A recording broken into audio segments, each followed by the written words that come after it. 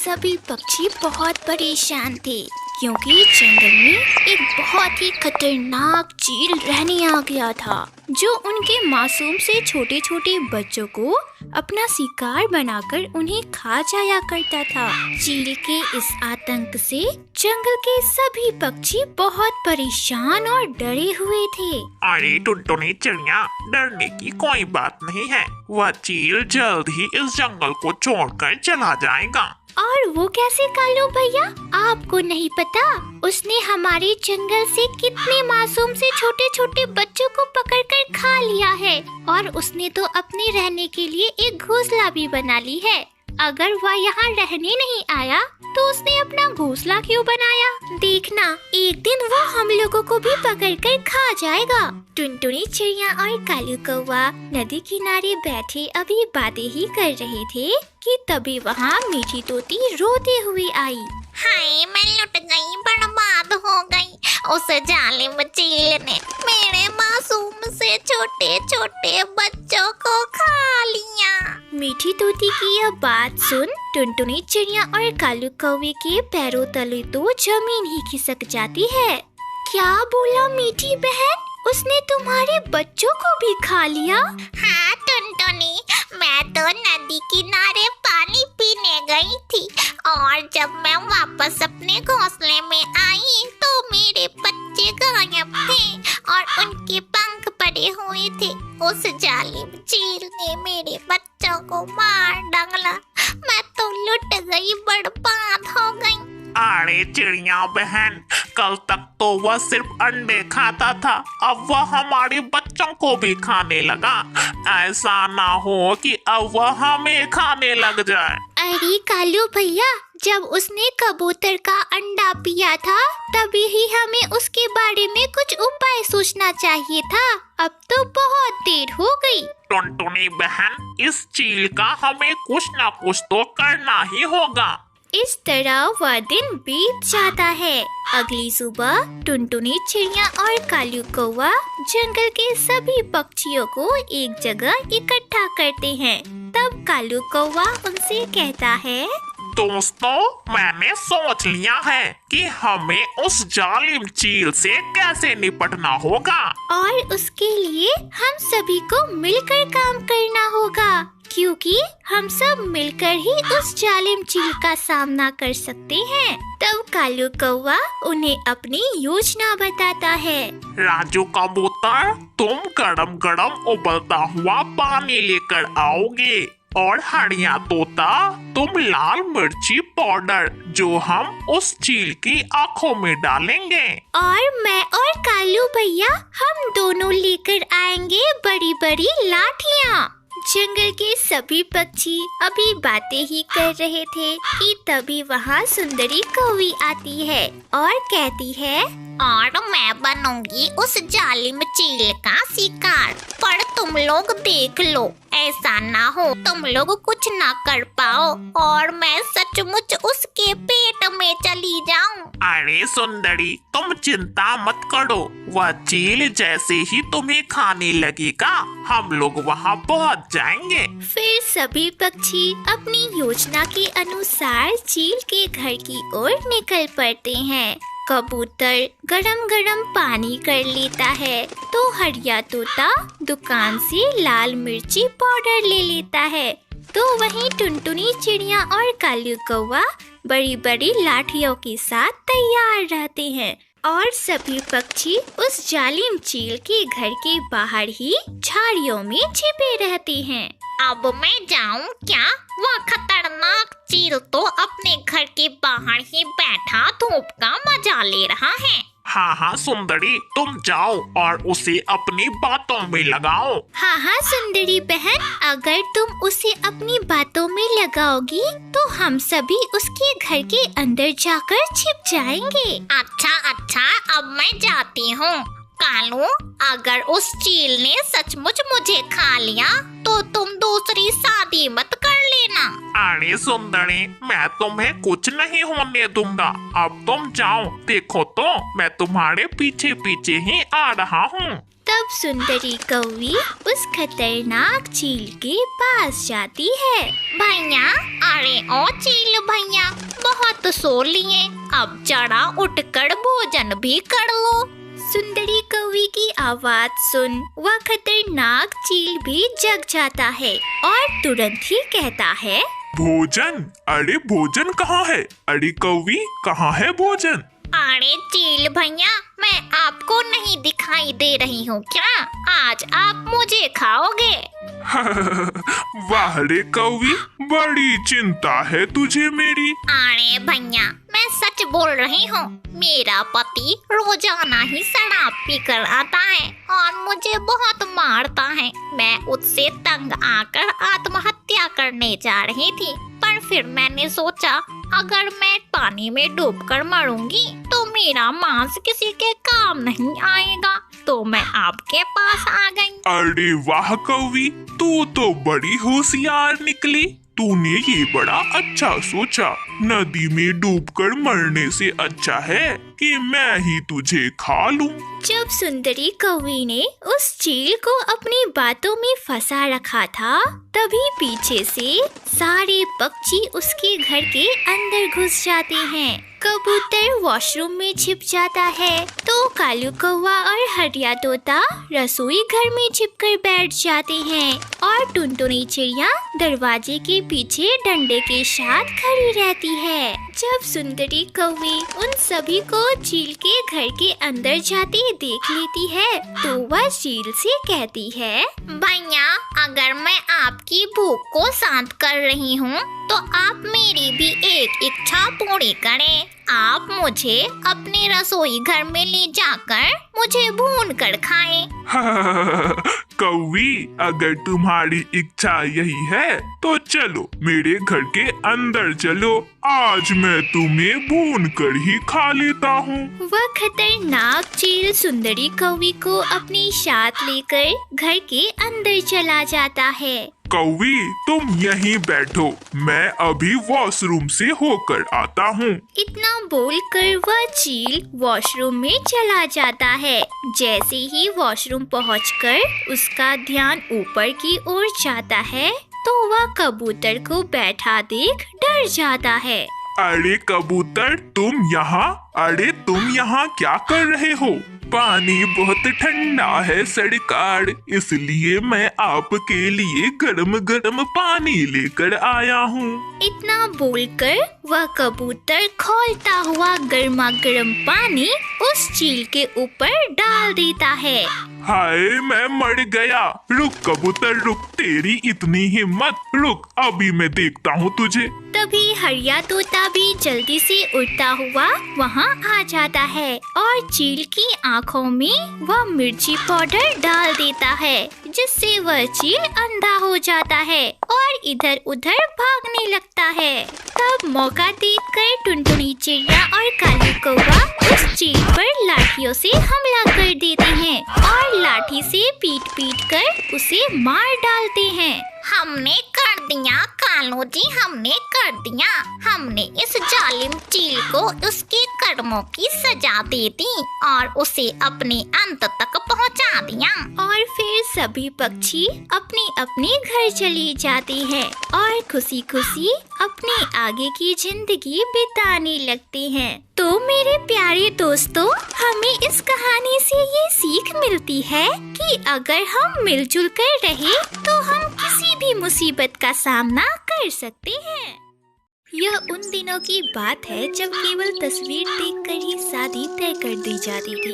भूरी चिड़िया और कालू कौवे का रिश्ता भी केवल तस्वीर देखकर ही तय कर दिया गया। कुछ दिनों बाद ही विवाह का शुभ मुहूर्त आ गया और भूरी चिड़िया और कालू कौवे को मंडप पर बैठाया गया। तब पंडित ने कहा, कन्या अपना दायां पंख आगे करे। पंडित जी की बात सुनकर भूरी चिड़िया ने जैसे ही अपना दायां पंख आगे किया, कालू कौवा हैरान हो गया और हैरानी से बोला, अरे अरे, ये क्या? इसका पंख इतना काला क्यों है? फिर कालू कौवे ने उसके पैरों की ओर देखा तो वह भी काला था। अरे पंडित जी, रुको रुको, पहले मुझे चिड़िया का चेहरा देखना है। अरे सुनो, अपना घूंघट हटाओ। जैसे ही बूढ़ी चिड़िया ने अपना घूंघट उठाया, कालू कौवा गुस्से से तिलमिला उठा। अरे कौन हो तुम? अरे तुम वो चिड़िया नहीं हो जिसे मैंने पसंद किया था। मैं इतनी काली चिड़िया के साथ शादी नहीं कर सकता। अरे नहीं नहीं दामाद जी, आपने तस्वीर में मेरी बिटिया भूरी को ही देखा था। यह वही चिड़िया है। हाँ हाँ बेटा, यह वही चिड़िया है, बस तस्वीर ब्लैक एंड व्हाइट थी। अगर तुम चाहते तो घर पर आकर भी चिड़िया को देख सकते थे। अरे नहीं नहीं नहीं, इस काली कलनोटी के साथ मैं शादी नहीं करूँगा। मुझे ये शादी नहीं करनी। तब कालू कौवे का दोस्त बंटी कबूतर कहता है, अरे यार कालू, ये तो क्या कह रहा है? बारात अगर चिड़िया के घर से वापस जाएगी तो उसकी कितनी बदनामी होगी, सोच तो जरा। अरे बंटी, अगर तुझे इस काली कलूटी पर कुछ ज्यादा ही तरस आ रही है तो तू ही कर लेना इससे शादी। मैं जान रहा हूँ, मुझे इस कल्लू के साथ शादी नहीं करनी। यह कहकर कालू कौवा वहाँ से चला गया। अब सबकी नजर बंटी कबूतर के ऊपर पड़ी थी। तब बूढ़ी चिड़िया के पिता चिंटू चिड़े ने कहा, अरे बेटा, कहने और करने में बहुत अंतर होता है। क्या तुम करोगे मेरी बेटी से शादी? बेचारा बंटी कबूतर थोड़ी देर सोच में पड़ गया और कुछ देर सोचने के बाद वह बोला, हाँ मैं करूँगा शादी, मैं आपकी बेटी से शादी करूँगा। फिर क्या था, बंटी कबूतर और बूढ़ी चिड़िया की शादी उसी रात करा दी गई। बूढ़ी चिड़िया खुशी खुशी बंटी कबूतर के साथ अपने ससुराल आ गई। जब उसकी सास बबली कबूतरी ने उसे देखा तो वह गुस्से से बोली, अरे बंटी बेटा, ये क्या, तेरे गले में माला और ये सेहरा, अरे और ये दुल्हन कौन है? ये मेरी पत्नी है माँ, मैंने इससे शादी कर ली है। हे भगवान, यह दिन देखने से पहले मैं मर क्यों नहीं गई? ये काली कलूटी है तेरी पत्नी। नहीं, मैं इस शादी को नहीं मानती, इसे भगा मेरे घर से। अरे नास पीटे, मैं तेरा विवाह अपनी बड़ी बहू की तरह एक सुंदर चिड़िया के साथ करना चाहती थी और तू इस काली कलूटी को अपनी दुल्हन बनाकर घर ले आया। मैं कहती हूँ अभी इसे अपने घर से भगा दे। अब ये नहीं हो सकता माँ, मैंने पूरे समाज के सामने इससे शादी की है। अरे टुनटुनी बहू, जरा बाहर तो आकर देख, इस नास पीटे ने क्या कर डाला। अरे देवर जी, अगर आपको शादी ही करनी थी तो अपनी जैसी कोई चिड़िया से करते। ये काली कलूटी कहाँ से उठा लाए? मैं क्या करता भाभी, एक चिड़िया की जिंदगी क्या मैं खराब होने देता? नहीं, अब जो भी है ये मेरी पत्नी है और मैं इसका पति। मैं पूरे धर्म से इसका साथ दूंगा और इसी के साथ रहूंगा। अगले दिन बबली कबूतरी बोली, अरे ओ कलमुही, पूरे मोहल्ले में मेरी बदनामी हो गई है। अरे मेरी बड़ी बहू को देखो, कितनी सुंदर है। जब यह ब्याह करके आई थी ना तो रोज मुझे इसकी नजर उतारनी पड़ती थी, पर तू तो पहले से ही काली है, तेरी नजर मैं क्या उतारूं? अपनी सास की यह बात सुनकर बूढ़ी चिड़िया की आंखें भर आई और वह रोते हुए बोली, माँ जी, मैंने बंटी जी से मेरे साथ शादी करने के लिए कोई जबरदस्ती नहीं की। उन्होंने अपनी मर्जी से मुझसे शादी की है। अरे मेरे बेटे की तो मती मारी गई थी। खैर छोड़ो, आज तुझे देखने के लिए गली मोहल्ले की चिड़ियाएं आने वाली है। टुनटुनी बहू, थोड़ा पाउडर मारकर इसके चेहरे को अच्छा बना देना और तू अच्छे से सज धज कर रहना। और हाँ, ज्यादा अपना घूंघट ऊपर मत उठाना, अपने चेहरे को घूंघट से ढके रहना, नहीं तो आज मेरी तो हंसी ही उड़ेगी। टुनटुनी चिड़िया मन ही मन खूब हंस रही थी। आज तो मैं इसका ऐसा मेकअप करूंगी ना कि यह अपना चेहरा देखकर खुद ही शर्मिंदा हो जाएगी और यहाँ से भाग जाएगी। टुनटुनी चिड़िया ने बूढ़ी चिड़िया के चेहरे पर इतना ही क्रीम पाउडर लगाया कि वह जोकर जैसी दिखने लगी। तब बूढ़ी ने टुनटुनी से कहा, दीदी, ये आपने मुझे क्या बना डाला? दीदी, मैं जैसी हूँ वैसी ही मुझे रहने दो ना। अरे पागल हो क्या? इतनी काली दिखती हो और ऊपर से कहती हो कि मेकअप नहीं करनी। जाओ जाकर सारा मेकअप धो डालो। अगर बंटी की बेइज्जती होती है तो होने दो, आखिर इसमें कसूर किसका है? तेरा ही तो है, इतनी काली जो हो। भूरी चिड़िया चुप हो गई। जब आस पड़ोस की चिड़ियाएं भूरी चिड़िया को देखने के लिए आई तो वे बोली, अरे अरे ये क्या, बंटी ने जोकर लाया है क्या? कैसी कार्टून दिख रही है, एक तो इतनी काली कलौटी है और ऊपर से कितना क्रीम पाउडर लगा रखा है, पूरी जोकर दिख रही है। वे सब भूरी चिड़िया को देखकर खूब हंसी। भूरी चिड़िया जल्दी सी नदी के पास गई और अपना चेहरा धोकर फिर से उनके सामने आई और उनसे कहा, ये देखिए मैं ऐसी हूँ और मैं पढ़ी लिखी हूँ, मैं सब कुछ समझती हूँ। माँ जी और दीदी ने जबरदस्ती मेरे मुँह पर पाउडर क्रीम पोत दिया। अरे मैं तो मना कर रही थी, मैं ऐसी ही हूँ, जो सच है मैं उसे कैसे झुठला सकती हूँ। देख लो, मैं आप सबके सामने ऐसी ही हूँ, मैं ऐसी ही रहूंगी। भूरी चिड़िया ने सबके पैर छुए। सभी चिड़ियाएं बस भूरी चिड़िया को एकटक देखती रही और उनमें से एक तोती ने कहा, अरे बबली, तुम्हारी बहू बहुत संस्कारी है और बहुत अच्छी है। वह साफ है, वह शीशे की तरह साफ दिल की है, तभी तो उसने सारा सच बता दिया। तुम बहुत खुशकिस्मत हो कि तुम्हें ऐसी बहू मिली। इतना कहकर सभी चिड़ियाएं अपने अपने घर चली गई। इसी तरह कुछ दिन बीत गए। बबली कबूतरी हमेशा ही भूरी चिड़िया के साथ भेदभाव किया करती। अरे मेरी प्यारी बहू टुनटुनी, ये लो, ये देखो कितना सुंदर हार है। भाई की शादी पर जब तुम यह पहनोगी ना तो तुम पर खूब जचेगा। ये लो मेरी प्यारी बहू। माँ जी, मैं क्या पहनूंगी? तू कहाँ जा रही है? तू घर पर ही रहेगी, आखिर घर में भी तो कोई चाहिए। तू घर पर रह और घर का ध्यान रख, तुझे कोई कहीं नहीं लेकर जा रहा। ठीक है माँ जी, मैं यहीं रह जाऊंगी, आप लोग शादी में चली जाना। बंटी जी, आपने मुझसे शादी की पर यहाँ पर कोई भी मुझे घर का हिस्सा नहीं समझता।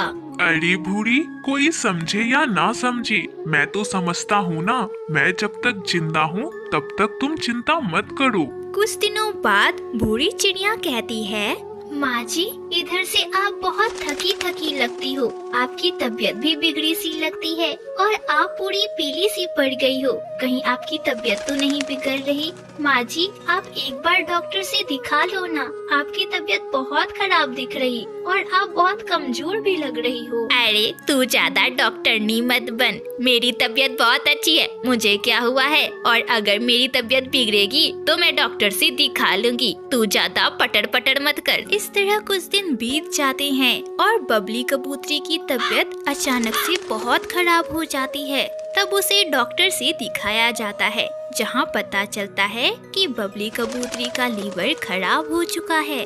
देखिए, बताते हुए तो बहुत दुख हो रहा है, पर अगर उनका जल्द ही लीवर ट्रांसप्लांट नहीं कराया गया तो उनकी मौत हो सकती है। अरे देवर जी, इतना पैसा कहाँ से आएगा? और पैसा होने के बाद भी अगर ऐसा वैसा हो गया तो? और लीवर डोनेट भी कौन करेगा? दीदी, ऐसी बातें मत बोलिए, हम मिलकर कुछ करेंगे और जल्द ही माँ जी को ठीक कर लेंगे। बंटी जी, मैं अभी अपने पापा को कहकर कुछ पैसों का इंतजाम करती हूँ, अगर नहीं होगा तो मैं लीवर दे दूंगी, पर माँ जी की जान मैं किसी तरह बचा कर रहूंगी। अरे मैं इसमें कुछ नहीं कर सकती बूढ़ी, और वैसे भी उनकी उम्र हो चुकी है, मरती है तो मर जाने दो, अपना फ्यूचर दांव पर मत लगाओ। मैं कुछ नहीं कर रही हूँ, मुझे मत बोलना। दीदी, कुछ भी हो जाए मैं माँ जी को कुछ नहीं होने दूंगी, मैं उनकी जान बचा कर रहूंगी। बबली कबूतरी पर्दे के पीछे ही खड़ी थी और उसने अपनी दोनों बहुओं की सारी बातें सुन ली और मन ही मन बोली, अरे ये मैंने क्या किया? जिस बहू को मैंने हमेशा काली कलूटी बोला, कभी भी प्यार से आशीर्वाद तक नहीं दिया, वह मेरे लिए इतना कुछ सोच रही है।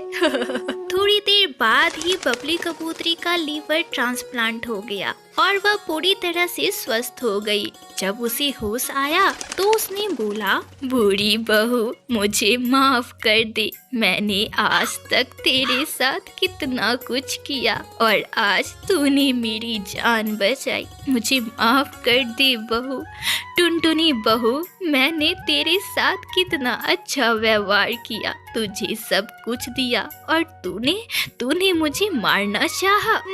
माँ जी, मेरा वो मतलब नहीं था, मैं तो बस। माँ जी, दीदी को माफ कर दीजिए, दीदी सच में ऐसा नहीं चाहती थी। टुनटुनी बहू, देखो ये तेरा साथ दे रही है और तूने हमेशा इस पर अत्याचार किया। बहू, मुझे तो माफ कर दे, पर इस टुनटुनी को भी माफ कर दे। इतना बोलकर बबली कबूतरी भूरी चिड़िया को अपने सीने से लगा लेती है और इस घटना के बाद से वह पूरी तरह से बदल जाती है और अपनी दोनों बहुओं में कभी भी भेदभाव नहीं करती है।